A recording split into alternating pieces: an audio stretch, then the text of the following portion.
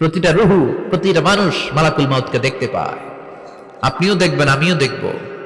মুমিনদের কাছে এসে মালাকুল মাউত একজন যুবকের বেশে সাদা ধবধবে জুব্বা পরে সুগন্ধি মেখে মুমূর্ষু ব্যক্তির শিয়রে বসে বলে, ইয়া আইয়াতুহান নাফসুল মুতমাইন্নাহ, হে প্রশান্ত আত্মা, উখরুজি ইলা মাগফিরাতিল্লাহি ওয়া রিদওয়ানি, আল্লাহর ক্ষমা আর দয়ার দিকে বের হয়ে আসো।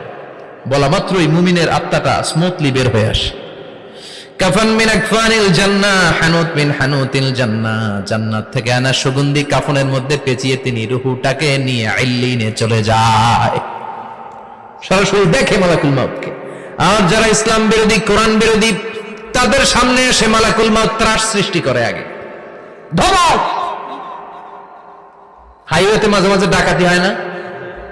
বাসগুলোর মধ্যে যখন ডাকাতি হয়, বাসে থাকে 50 জন, ডাকাত ঢুকে 5 জন। এই 5 জনের ভয়ে সবগুলো পেশাব করে দেয়, কারণ ত্রাস সৃষ্টি করে। এসেই চাইনিজ কুড়াল দিয়ে আগে কুবায় দেয় 4-5 জনের। রক্ত দেখে কি দেওয়ার সব আগে রেডি করে রাখে।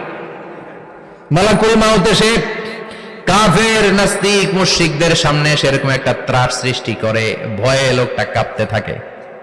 ওর কাছে ভদ্র ভাষায় কথা বলে না, সুন্দর জামা পরে আসে না, কালো কুচকুচে চেহারা, ভয়ঙ্কর একটা রূপ নিয়ে, আকৃতি নিয়ে ইসলাম বিরোধীদের মাথার সামনে আসে।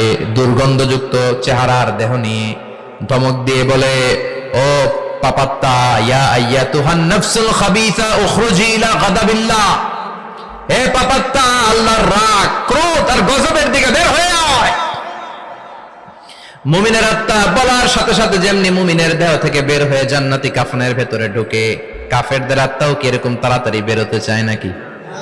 কাফেরদের আত্মা বেরোতে চায় না। ডানে দৌড়, বায়ে দৌড়, সামনে দৌড়, পেছনে দৌড়, আহা, দৌড়াদৌড়ি করে। মালাকুল মাউত এটাকে টেনে হিচড়ে, একটা জীবিত ছাগলকে জবাই না করে তার চামড়া উল্টার দিকে টেনে হিচড়ে বের করলে ছাগলটা যত কষ্ট পায়, এর চেয়ে কমসে কম 70 গুণ বেশি কষ্ট দিয়ে কাফের, মুশরিক আর গাদ্দারদের রূহ কবজ করা হয়। আল্লাহ এই পরিস্থিতি থেকে